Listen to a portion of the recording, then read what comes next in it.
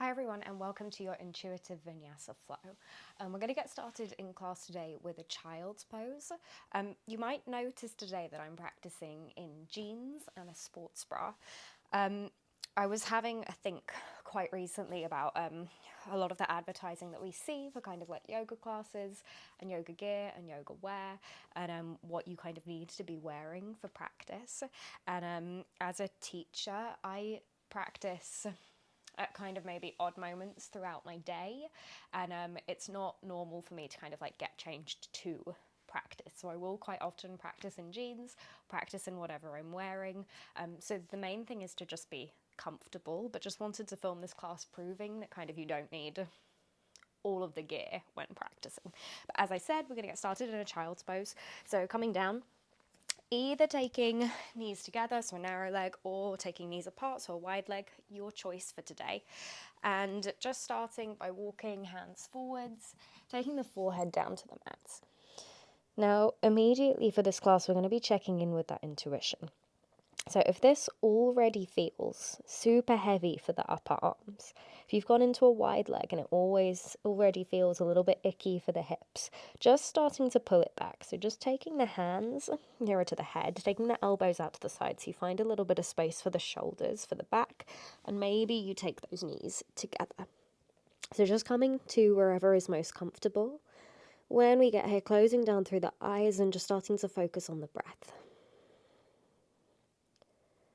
So just noticing the inhale and exhale. You might take a few releasing breaths to start practice, so maybe breathing in through the nose, out through the mouth, maybe taking another, breathing in, sighing out. You might take a wiggle side to side, just allowing yourself to ease in. Now, we already started this practice with being quite intuitive, so just asking how the body's feeling as we come into this child's pose, finding a variation that works for us, or the most comfortable variation that works today. So not how you might have practiced yesterday, not how you might practice tomorrow, just how you're practicing today in this very moment. So just taking a second to check in. So asking yourself how the body's feeling. Are there any places that feel a little bit tired? Any niggles, any stiffness? Just noticing and asking yourself. And we're going to practice today with lots of variations. So we're working with this idea of ebb and flow, or sthira and sukham. So this idea of noticing the body whilst we practice, finding the moments of pause, finding the moments of rest, working with the variations that work best for you. So just taking that time, asking yourself, how is my body feeling today? So option to just pause here in the child's pose. Option to take those arms out in front if they're not already, and just walk them over to the right hand side. So just finding a nice opening through the left hand side of the body, long line of energy moving through. I'm not going to be here for long, so just taking one breath in, one breath out, and then walking the hands back through center, taking them over to the left. So this time noticing that opening through the right side of the body, long line of energy. And if you're in the middle, still with the elbows out to the sides, just pausing there, pausing wherever you are. Slowly walking those hands back through center. Now, option to stay in this child's pose a little bit longer, so find a little bit more of a rest. Or option to come into anahatasana or open heart pose, so just rolling up. So you're kind of on an all fours position, taking the knees a little wider if you need, keeping the palm up in the air and then just walking the hands forwards. Again, option to stay in that child's pose, or if you come into the anahatasana and it feels too heavy, just drawing back slightly, so just drawing those hands slightly further back towards you. So just finding that space, finding that ease within the practice. If you want to go a little deeper, option to come onto the chin. So just taking that gaze or drishti forwards. Just staying with that breath here. Noticing that opening through the shoulders. Taking one more breath, inhale. Exhale, slowly peeling the hands back towards you and then rolling up again, so coming back to that all fours position. So shoulders stacked above wrists, hips stacked above knees. And we're just going to start off by tucking under the toes and just pushing back. So we're pushing down through the hands, just stretching out through the feet. And then coming back, releasing those toes. You might take a tap out onto the mat. And then starting to work through some cat-cow. So as we inhale, lifting through the chest, taking that gaze forwards. Exhale, just rounding through the back, allowing the head to drop. Now, either staying with this cat-cow, so just moving between the two, the rates of your own breath, or starting to make this that little bit more intuitive. So maybe you start to find circles moving round. If you're finding those circles going both ways, maybe you start to pad out through the hands, so just taking fingertips maybe to the edges of the mat, moving between the two sides. Fingertips could even come towards you, so you get a nice stretch out through the forearms, maybe taking some of that weight back. But just really listening to the body here. So asking yourself, what movement do I need? What movement would feel good for me in this moment? And again, just moving with that breath and really trusting in your intuition. It's your practice, so you know your body best. You know what the body's calling for. It might be that it's calling to go straight back to a child's pose to find some stillness. If it is, allow yourself to listen. So coming back to all fours, finding that neutral space. And as we inhale, just peeling that right arm up towards the sky. Taking the gaze up towards the right hand. As we exhale, threading this right hand through to the left and dropping the hips back. So I'm just taking two more of these. We inhale, lift the hips, lift the right arm, take the gaze up towards the hand, find that opening. Exhale, threading through. So just one more inhale, peeling open. Exhale, release. And then taking the right hand back to the front of the mat. Coming back to neutral, taking the other side. So we inhale, this time left arm peels up. Taking that gaze up to the left hand, extending through fingertips. Exhale, threading everything through, hips draw back. Two more times. Inhale, peeling up. Exhale, thread through. Inhale, last one, peeling up. Opening through the chest, through the heart space. Exhale, threading, hips draw back. And then drawing that left arm back towards the front of the mats. Tucking under those toes, lifting the knees, hips draw back, finding a downward facing dog. So it's the first downward dog of the practice, might be the first one of the day. So just taking a good pedal out through the feet. Noticing how the backs of the legs, how the hamstrings are feeling. And then option here to keep pedaling through with the feet. Option to just take a pause, so drawing those heels down towards the mat. They don't have to get there, it's just an idea of where they're going. Just taking that pause, noticing how stillness feels. Or if we're feeling ready, we might take some spinal rolls. So as we inhale, just rolling forwards. As we exhale, dropping the knees, not to the mat, just halfway, and then exhale, pushing back. So if you're taking these spinal rolls, just working with that movement. Taking a few more, you might reverse. So from your downward facing dog, on the inhale, you might drop the knees, push forwards, and then roll back. So just checking in with that body. You might be simply pausing, noticing how that down dog feels without the movement. It's all about just listening. When we're ready, drawing back, we're just going to drop the knees and jump forwards. So the feet come to the top of the mat, releasing the hands and taking hands to opposite elbows, allowing the head to hang down. So just taking a pause in Uttanasana. Soft knees here, so don't lock the knees out. Take a soft bend. And then when we're ready, slowly starting to roll up. So you can keep hands to opposite elbows as you roll. Head and neck comes last. And then we release those hands down by the sides. Just taking that gaze forwards. So standing tall in our Tadasana, you might take a little scrunch out of the feet, maybe some rolls of the ankles at the tops of our mats. As we inhale, we're going to take those arms up above the head, taking the gaze up towards the sky. Exhale, hands come down through heart center and Jali Mudra. We inhale one more time, take those arms up. Exhale, find that forward fold, soft knees. Inhale, we lift halfway, Ardha Uttanasana, hands to shins, gaze forwards. Exhale, hands come down to the mat. We step or jump the feet back, coming through Chaturanga. Inhale, upward facing dog. Just taking that gaze forwards. Exhale, tuck under toes, rolling it back. Taking another pedal out through the feet. Option as well to take a baby cobra instead of that chaturanga. So just finding the variations that work for you. And then everyone just coming to a moment of stillness. Taking a releasing breath here, inhaling through the nose. Exhale, release out through the mouth.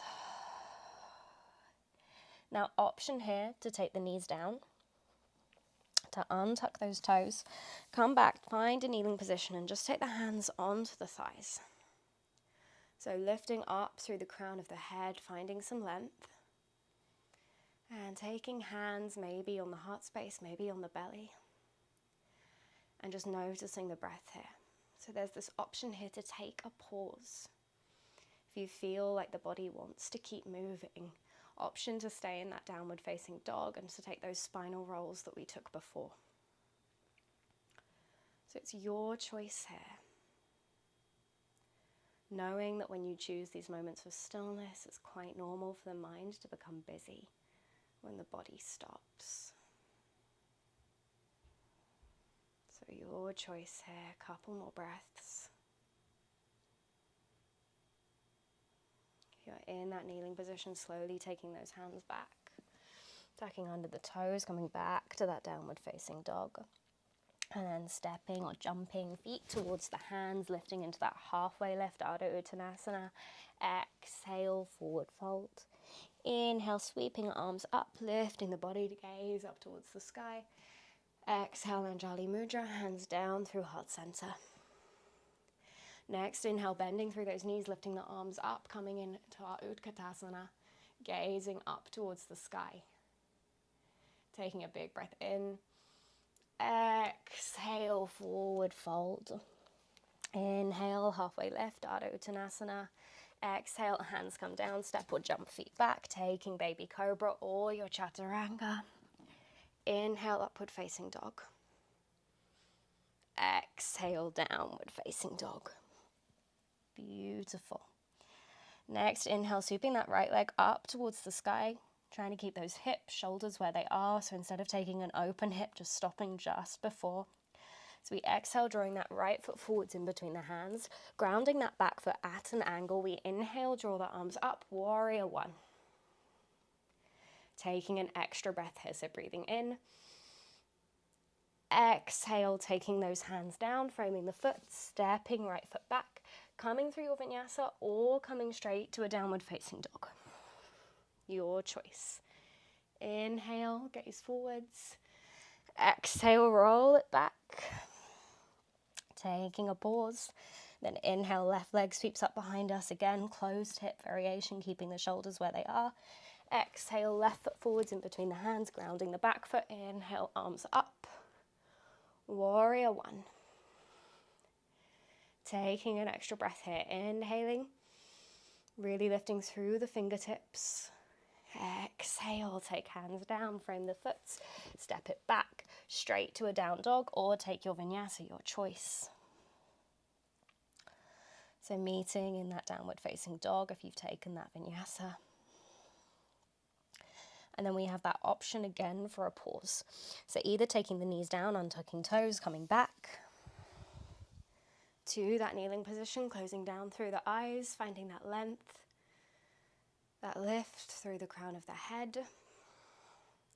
Or option, if you wish here, from that down dog, is to take some up dog and down dog variations. So as we inhale, keeping the toes tucked, rolling the body forwards, dropping the belly, lifting through the chest. Exhale, rolling back, downward facing dog. So just moving between the two. So it's a variation of that up dog. We've just got the toes tucked.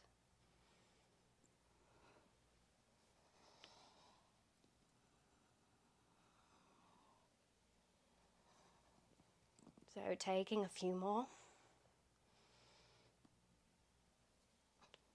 When we're ready, everybody dropping the knees if you're not already there, untucking toes, just coming back to find that kneeling position. And just taking left hand to the outside of the right knee. So we inhale, right fingertips behind us, finding that lift through the chest. Exhale, take that gaze behind us, just coming into an easy twist. Inhale here. And exhale, coming back through center. You might take a counter twist, so just both hands over towards the left, pushing down towards the floor. And then finding the other side, so this time left fingertips towards the right knee. Ignore me. Right fingertips to the left knee. Would be useful if I could remember what side we did. Inhale, lift up through that chest. Exhale, gaze behind us, finding that easy twist. Taking one more inhale here, finding that length. Exhale, find the twist, and then ease back round to the front, both hands over to the right. Find that counter twist. So from here, everyone's spinning those legs around. We're going to come down towards the mat, just scooching forward slightly, taking those legs out long, releasing down through the back. And we're going to take the arms up above us and just take those hands over towards the right. So you might pick the upper body up, pick the head up, release it down, and then keeping the hips where they are, just taking the right foot over towards the right, and then the left foot joins it. So we're trying to keep the hips grounded, but just moving over, so we're finding this big stretch, this big opening. You might choose to take hold of the left wrist with the right arm, or even to cross that left foot over the right. So we're just deepening slightly, trying to keep those hips grounded towards the mat. Coming into Vinayasana. Just noticing that stretch, that big opening running all the way from the toes, all the way up the side leg, through the side body, into the arm. Staying with that breath.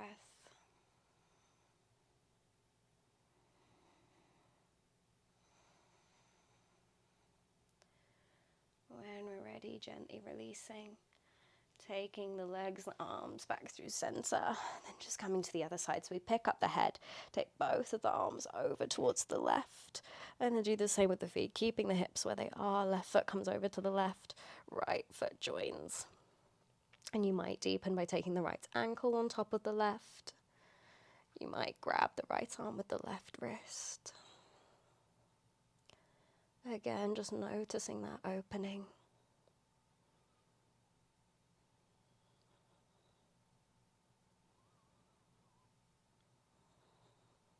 One more breath in and out, and then moving back through center. Taking those arms down either side of the body, palms facing up. Taking a little wiggle through the hips, through the feet. So just asking yourself as we pause here before coming into our Shavasana, where is the most comfortable spot for me? If I could make myself just 1% more comfortable, what would I do? Whatever it is, allow yourself to go there. Take any movement that you need, any wiggles. Maybe you just pick those shoulders up, place them back down, whatever it may be. Maybe the hands feel more comfortable on the belly or the chest. Again, this is your practice, finding the spot that works for you. So knowing that our Shavasana is our moment to relax, to reset, to restore. A moment of pause. Now, echoing what I said earlier in the class, when we stop movement through the body, our mind can often become busy. Thoughts, feelings, emotions popping up.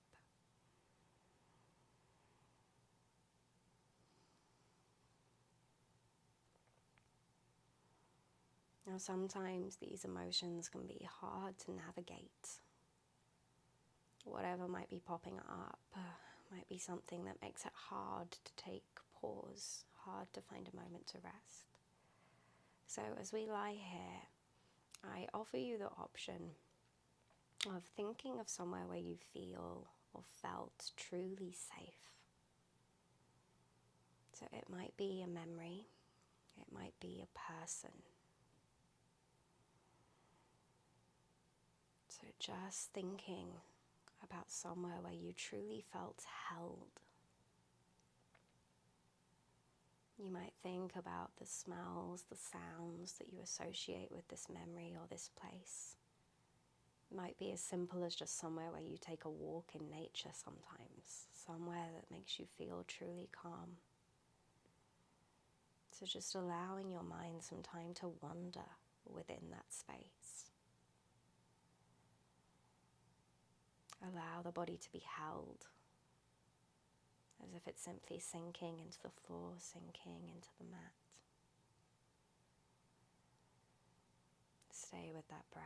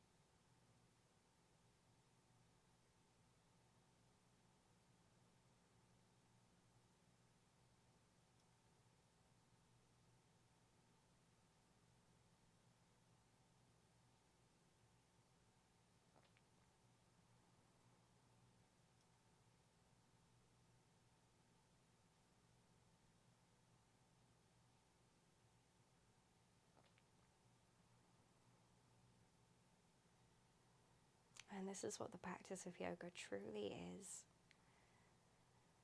Chittavritti Nirodha. It's controlling the fluctuations of the mind. So being intuitive, knowing where a safe space for the mind may be, allowing yourself to go there.